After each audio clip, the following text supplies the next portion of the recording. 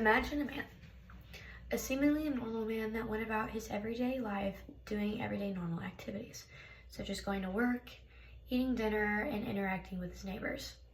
However, that man you'd see in public did not act the same behind closed doors. He had many secrets hidden behind those doors and many skeletons buried deep in his closet. That man will go down in history as one of the most infamous serial killers, as he participated in many heinous and gruesome acts of cannibalism, necrophilia, and mutilation of corpses. That man is known as Jeffrey Dahmer, and today I will be informing you about his childhood, his victims and his killings, and his trial and his death. Jeffrey Dahmer was born on May 21st in 1960 to the parents of Joyce and Lionel Dahmer. Jeffrey had a seemingly normal childhood until the age of 6 when his brother was born. Once his brother was born, he started demonstrating acts of reclusiveness and he stopped interacting as much with children his age, according to biography.com. These acts of reclusiveness and less social interaction only increased as Jeffrey aged, most likely due to the falling apart of his parents' relationship, according to Britannica.com. Jeffrey also developed weird obsessions such as collecting animal remains such as skulls and skeletons and spending a lot of time dissecting animals as well. This was very uncommon for children of his age, and Jeffrey also developed another problem such as drinking. This affected Jeffrey's day-to-day life as he entered high school, according to the National Institution of Health. Shortly after graduating high school in 1978, Jeffrey had his first kill. The first person he killed was a man named Stephen Hicks, who was a hitchhiker from Wisconsin. Jeffrey was able to lure him into his house and talk to him, and shortly after visiting with him, Stephen wanted to leave. However, when Jeffrey became aware of this, Jeffrey did not want him to leave, so he struck him over the head with a dumbbell, which resulted in Stephen dying. Jeffrey became frantic and had to figure out how to hide the body as his parents were coming home at an unknown time. However, little did he know that that was just the first of many victims.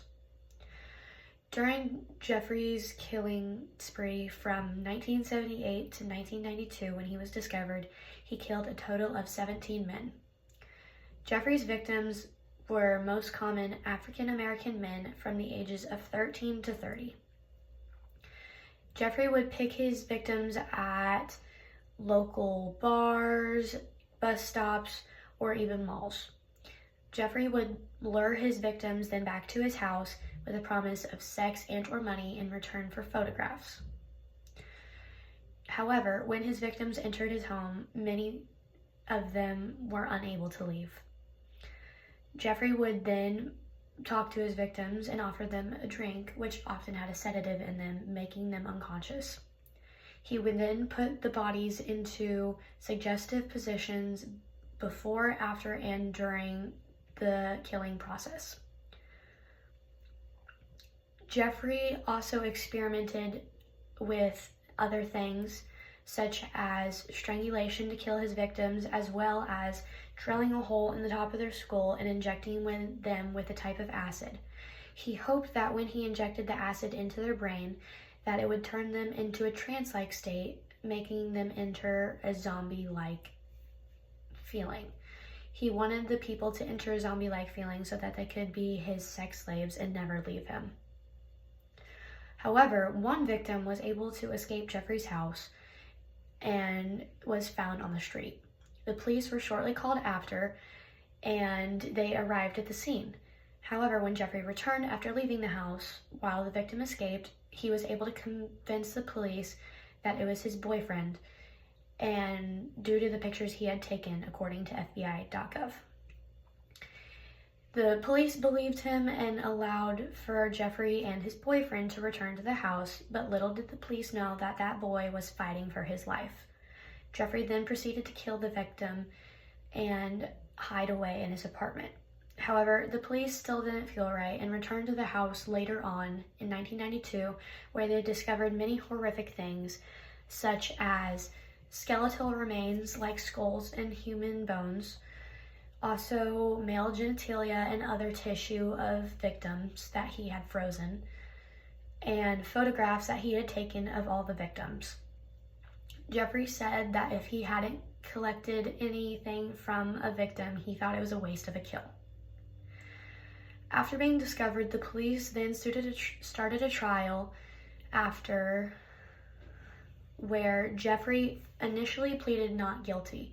However, he later changed his plea to guilty by insanity, and after deliberating for 10 hours, he was sentenced to 16 consecutive life sentences. After being sentenced, Jeffrey was sent to the Milwaukee Correctional Institution, where he served his time. Jeffrey, however, only got to serve 1 year before he was released into the general public per his request, according to the by Britannica.com. After being released into the general public, Jeffrey was soon killed in 1994 by one of his inmates after being struck in the head with a dumbbell. Jeffrey was killed due to the trauma to the head. During his time killing, Jeffrey killed 17 victims and left many families heartbroken. The police department in Milwaukee faced much discrimination after this, as they lacked to look into the cases of minorities and such as African American men, as they were gay as well. Today I have talked about Jeffrey Dahmer's childhood, his victims and his killings, as well as his trial and death. I hope you enjoyed listening, and thank you.